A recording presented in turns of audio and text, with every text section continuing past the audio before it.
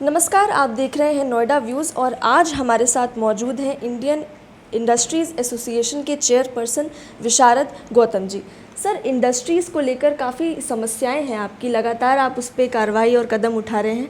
अभी हाल ही में आपने एक प्रेस कॉन्फ्रेंस भी की थी इसको लेकर। तो आज हम आपसे जानना चाहते हैं, नोएडा व्यूज़ की टीम आपसे जानना चाहती है अपने चैनल के माध्यम से कि क्या समस्याएँ हैं जिन पर आप कदम उठाना चाहते हैं और चाहते हैं कि जल्द से जल्द कार्रवाई हो। सर्वप्रथम तो हम चाहेंगे कि इस वक्त ओटीएस की समाधान योजना, जो वन टाइम सेटलमेंट, हिंदी में हम उसको समाधान योजना बोलें, वो नीड ऑफ एन आवर है। इंडस्ट्री चाह रही है कि उसके ऊपर विभिन्न विभागों द्वारा किसी भी तरह का देय है तो उसको सरकार वन टाइम सेटलमेंट में स्कीम लाए और उसको सेटल कर ले। कारण ये है कि सरकार मानती है कि ये पेंडिंग ड्यूज़ हैं या किसी भी उद्यम ने देना है या इंडस्ट्री ने देना है, और उसके ऊपर पेनल्टी भी लग रही है और उसके ऊपर इंटरेस्ट भी लग रहा है जो कि चक्रवर्ती ब्याज है। अगर उससे वो बाहर आता है तो वो अपना ध्यान ज़्यादा से ज़्यादा व्यापार या उद्यम की तरफ देगा। अगर वो इंडस्ट्री संभालेगा तो सरकार को रेवेन्यू भी मिलेगा। सरकार को ध्यान ये देना चाहिए कि जिस चीज़ के लिए कोई आदमी अपना कार्य कर रहा है उससे उसका ध्यान डाइवर्ट ना हो। अगर ये समाधान योजना आती है तो सरकार के पास रेवेन्यू आएगा, उस रेवेन्यू से वो विभिन्न अपने कार्य पूरे कर पाएंगे। और इंडस्ट्री के साथ ये होगा कि वो मान के चलेगा कि मेरा ये जो डिमांड है ये नल एंड वाइड हो गया, मैं इससे छुटकारा मिला। सरकार अगर ये करती है तो उद्यम और सरकार के बीच के विवाद भी कम होते हैं, जो कि विभिन्न समय अलग अलग समय पे उठते रहते हैं मगर उनका समाधान नहीं होता। और योगी जी की सरकार में हम एक चीज़ विश्वास रखते हैं कि इस तरह की समाधान योजना वो जीएसटी के अंदर लेके आए। वैट टाइम का 2010-11 से लेके अब तक के जितने भी डिमांड्स थी, और इस महीने की 2 तारीख तक जिन्होंने उसको ख़त्म करा लिया, उस पर ना तो पेनल्टी लग रही है ना उस पर इंटरेस्ट लगा।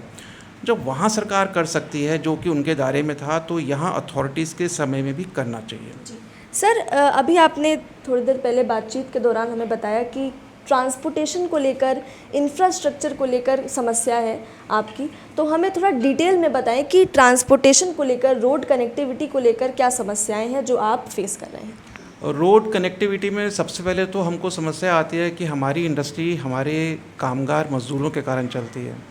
अगर कोई कामगार गांव से आता है और दादरी रेलवे स्टेशन पर उतरता है, उसको फैक्ट्री तक पहुंचने की कोई सुविधा नहीं है। उसको प्राइवेट वाहन के ऊपर निर्भर रहना पड़ता है। वो टेम्पो करता है, एक एक टेम्पो में जिसमें सवारी की लोड क्षमता या सरकार की तरफ से स्वीकृत जो क्षमता है वो 4 या 5 की दी हुई है, उसके अंदर 10 या 12 जने बैठ के आ रहे हैं। तो आप मान के चलिए कि वो व्यवस्था ठीक नहीं है। उसके बाद भी वो मेन रोड पर उतारते हैं, अंदर की इंटरनल रोड्स के ऊपर फिर नहीं जा सकता। और सबसे ज़्यादा समस्या आज के दिन में जो फेस करती है वो महिला शक्ति करती है। महिला शक्ति के अंदर हम बोलेंगे कि आज के दिन में इंडस्ट्री के अंदर 50% तक महिला शक्ति कार्य कर रही है। अगर उनकी तरफ हम ध्यान नहीं देंगे तो कैसे काम चलेगा। समस्या के समाधान सरकार की तरफ है। रोडवेज़ की बस विभिन्न एरिया से इंडस्ट्रियल एरिया तक कनेक्टिविटी सरकार इतने सालों में क्यों नहीं दे पाई। और यहाँ महत्वपूर्ण चीज़ ये है कि चंडीगढ़ के बाद गौतम बुद्ध नगर को ये बोल के डेवलप किया गया कि ये पूरे हिंदुस्तान में दूसरा ऐसा शहर है जिसको कि प्लान्ड सिटी बोल सकते हैं। अगर हम प्लान्ड सिटी के अंदर इंफ्रास्ट्रक्चर को डेवलप नहीं कर पा रहे हैं तो हम कहीं ना कहीं फेल हुए हैं। ये वर्तमान सरकार का नहीं है, ये पिछले हम लोग मान के चलें कि 20-25 साल हो गए हमको इस शहर के अंदर, ग्रेटर नोएडा के अंदर, और उसके बाद भी स्थितियाँ ऐसी ही रह जाएँ तो ये कुछ कमी हमारे अंदर है या सरकार के अंदर है। ये हमारे अंदर इसलिए कि हम सरकार से काम नहीं करवा पाए, और सरकार के अंदर इसलिए कि वेल प्लान्ड सिटी को सही रूप से हम लोग डेवलप नहीं कर पाए वो। तो ये एक महत्वपूर्ण कारण है जिसके कारण तकलीफ़ आती है। उसके अलावा रोड ट्रांसपोर्टेशन में जगह जगह रोड, मुझे याद है जब योगी जी की सरकार आई थी तो उन्होंने कहा था हफ्ते भर के अंदर गड्ढा मुक्त रोड होंगे यूपी के, और इस शहर में तो बढ़ गई। अब क्यों बढ़ गई वो समझ में नहीं आ रहा, और सरकार ध्यान दे। इंडस्ट्री बहुत उम्मीदों से उनकी तरफ देख रही है। जी सर, जैसे गौतम बुद्ध नगर है, 4 अथॉरिटीज़ में इसको विभाजित किया गया है। कोई भी समस्या होती है तो अथॉरिटी के पास हम लेकर जाते हैं, आप लेकर जाते हैं। तो जब आप अपनी समस्या अथॉरिटी के पास लेकर गए तो क्या कार्रवाई की, क्या कदम उन्होंने उठाया?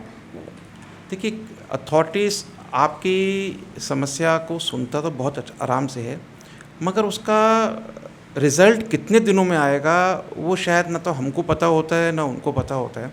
अब छोटा सा एग्जांपल दें, गौतम बुद्ध नगर में 4 अथॉरिटीज़ आती हैं, नोएडा, ग्रेटर नोएडा, यूपी सीडा और यमुना।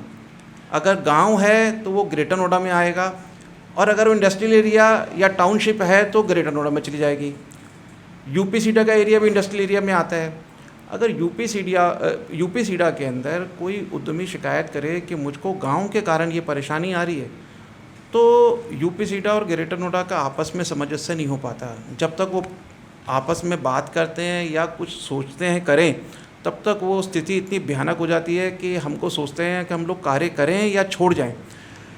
छोड़ इसलिए नहीं सकते कि हमारी पूंजी लगी हुई है, और एमएसएमई बहुत छोटी पूंजी के साथ काम करता है, बहुत ज़्यादा रिसोर्सेज नहीं होते हैं, और ऐसे में अगर इनका आपस में सामंजस्य नहीं होगा तो कार्य खराब होगा। जैसे एक छोटा सा एग्जांपल देता हूँ, हवेलिया नाला था यहाँ पे।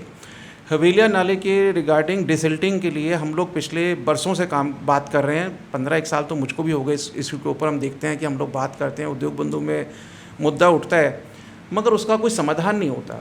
अब उसके समाधान के अंदर मात्र हमको 1 महीना लगा।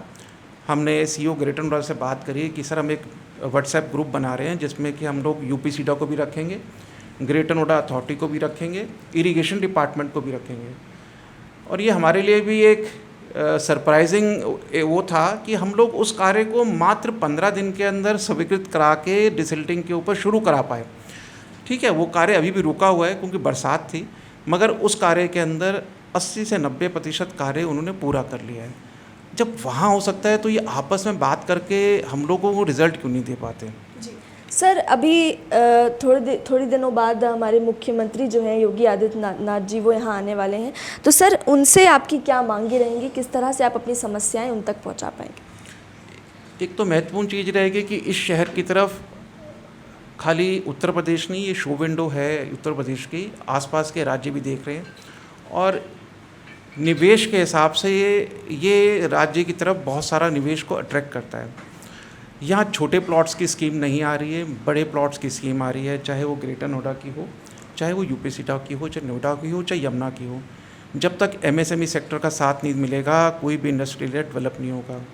इंडस्ट्रियल एरिया डेवलपमेंट के साथ साथ जो प्लानिंग और विभिन्न विभागों का सामंजस्य है वो इंडस्ट्री के साथ शून्य है। अब जैसे यमुना वाली अथॉरिटी है, वो अपने प्लानिंग के हिसाब से काम कर रही है, मगर एमएसएमई सेक्टर या बड़े इंडस्ट्रियल जो एसोसिएशंस हैं उनके साथ विचार नहीं किया जाता कि पिछले 2 या 3 वो अथॉरिटीज़ बनी उसमें क्या क्या कमी रही और यहाँ दूर की जा सकती हैं। अब जैसे एक सबसे बड़ी समस्या ये रही कि बगैर लेबर के, मज़दूर के, कर्मचारियों के कोई इंडस्ट्री कैसे चलेगी। उनके लिए ना तो कोई ट्रांजिट हॉस्टल की सुविधा है। अच्छा, उसके अलावा जो स्टाफ है उसके लिए भी एक डेडिकेटेड स्कीम आनी चाहिए जो कि रेजिडेंशियल की हो, ताकि उसको जो अपना समय है वो बर्बाद ना कर पाए, वो जल्दी से जल्दी अपने कार्यस्थल पे पहुँचे और अच्छे से अच्छा रिज़ल्ट दे। हम लोग बात करते हैं कि अपना कर्मचारी और मज़दूर जो हैं हमारे, उनसे हम लोग अच्छा रिज़ल्ट लें, अच्छा एटमॉस्फेयर दें फैक्ट्री के अंदर, फैक्ट्री के बाहर भी। तो सरकार प्लानिंग के वक्त क्यों नहीं सोचती है कि हमको ट्रांजिट हॉस्टल की भी ज़रूरत पड़ेगी।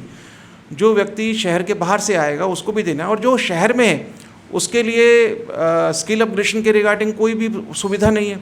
अब हम बात करते हैं तो पता चलता है कहीं है तो वो इतनी दूर है, शहर में 2 या 3, जबकि ये शहर इतना बड़ा है कि बहरीन जैसा देश भी इसके आगे छोटा है गौतम बुद्ध नगर के एरिया के हिसाब से। तो हमको चीज़ें बहुत सारी चाहिए और बहुत जल्दी चाहिए, वरना ये ना हो कि यहाँ से समय निकल जाए और इंडस्ट्री किसी और जगह पलायन करे। जी, मैं बिल्कुल इत्तेफाक रखती हूँ सर आपसे, क्योंकि ये एक प्लान्ड सिटी है, तो रोड कनेक्टिविटी की समस्या, ट्रांसपोर्ट की समस्या या गड्ढों की समस्या शायद नहीं होनी चाहिए यहाँ पे। तो मैं आशा करती हूँ कि जो भी आपकी समस्याएं हैं वो जल्द से जल्द उसका निष्कर्ष और हल निकाला जाए।